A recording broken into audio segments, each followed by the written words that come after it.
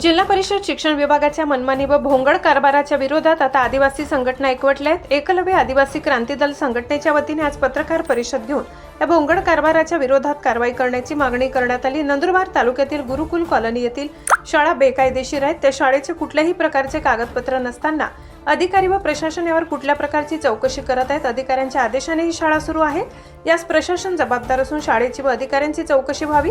उपशिक्षणाधिकारी युनुस पठाण हे 13 वर्षापासून एकाच ठिकाणी कार्यरत आहेत। प्रशासन त्यांना पाठीशी घालत आहे। त्यांना पाठीशी घालणाऱ्या अधिकाऱ्यावर कारवाई करण्यात यावी व त्यांची चौकशी करण्यात यावी।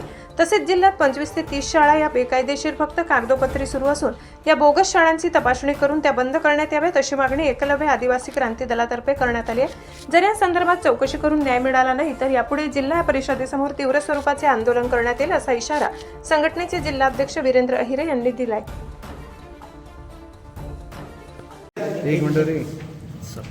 आज पत्रकार परिषद घेण्याचं मुख्य कारण हे होतं की नंदुरबार जिल्हा परिषदेमध्ये जे मागच्या अनेक वर्षापासून जो मनमानी कारभार चालू आहे त्या अधिकाऱ्यांच्या विरोधामध्ये आज ही पत्रकार परिषद आयोजित केलेली आहे।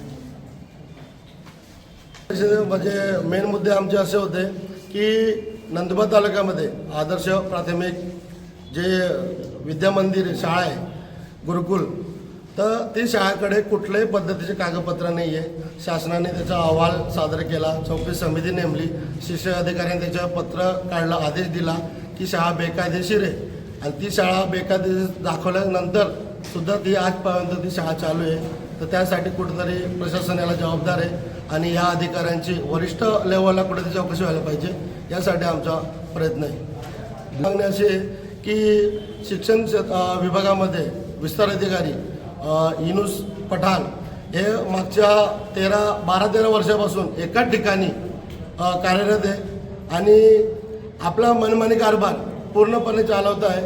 3रा वर्ग 3चा अधिकारी असून त्याला प्रशासनाने शिक्षण अधिकाऱ्याचा चार्जेस दिला, उपशिक्षणाधिकाऱ्याचा चार्जेस दिला। तर आमची मागणी आहे की SIT मार्फत या पूर्ण की तुम्ही कोणत्या बेसिसवर या अधिकाऱ्याला हे पदांची जबाबदारी दिली, तर ही मागणी चौकशीची मागणी आमची प्रशासनाकडे आहे की सखोल चौकशी व्हायला पाहिजे आणि त्याच्यामध्ये जे अधिकारी दोषी आहेत त्यांच्यावर कायदेशीर कारवाई झाली पाहिजे।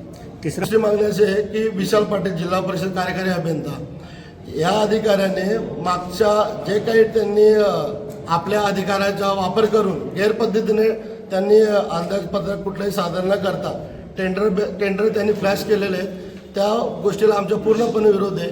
आमच्या माहितीनुसार आम्ही जे माहिती अधिकाऱ्यांना माहिती मागवली त्याच्यामध्ये तौदा, अक्कलकुवा, नंदुरबार, दडगाव, शहादा असेल प्रत्येक ठिकाणी टाकलेली माहिती आम्हाला या अधिकाऱ्यांनी लपवून दिली आणि त्यांनी अधिकाऱ्यांनी माहिती दिली की आमच्याकडून कुठलाही अहवाल वरिष्ठांनी मागवला नाही आहे, तरीसुद्धा या विशाल पाटील या कर्मचाऱ्याने पूर्णपणे आपला पदाचा गैरवापर करून या व्यक्तीने टेंडर फ्लॅश करून स्वतःचा वैयक्तिक फायदा बघून कुठेतरी चुकीचे केले आणि या गोष्टीला सुद्धा आमचा विरोध आहे की याची 100% चौकशी व्हायला पाहिजे। याच्या विरोधामध्ये एक इंजिनियराने हायकोर्टामध्ये गुन्हा दाखल केला आहे, अपील टाकलेली आहे की मनमानी कारभार कुठलंही तुम्ही माघारीचे पत्र न घेता त्या व्यक्तीला त्यांनी ते कामातून बाहेर केलं आणि स्वतःच्या व्यक्तीला त्यांनी ते काम मंजूर करून दिलं। जिल्ह्यामध्ये आम्ही आजपर्यंत मागच्या 1 वर्षामध्ये आम्ही या गोष्टींची जेव्हा चौकशी केली तर आम्हाला आत्तापर्यंत 25 ते 30 शाळा ह्या बेकायदेशीर आढळून आलेल्या आहे आणि त्यासाठी सुद्धा आमच्या येणाऱ्या काळामध्ये पाठपुरावा चालू राहणार आहे आणि या सगळ्या शाळा आम्ही बोगस येतं त्या बोगस सिद्ध करण्याचा प्रयत्न असेल आणि आमची विनंती आहे प्रशासनाने या गोष्टींची पूर्तता केली पाहिजे आणि कुठेतरी न्याय दिला पाहिजे। जर आम्हाला न्याय नाही भेटला तर येणाऱ्या काळामध्ये आम्ही जिल्हा परिषदेसमोर आमरण उपोषण करू। जोपर्यंत न्याय भेटत नाही, कायद्याच्या चौकटीत राहून तोपर्यंत आम्ही तिथून उठणार नाही, एवढे मी गवाही देतो।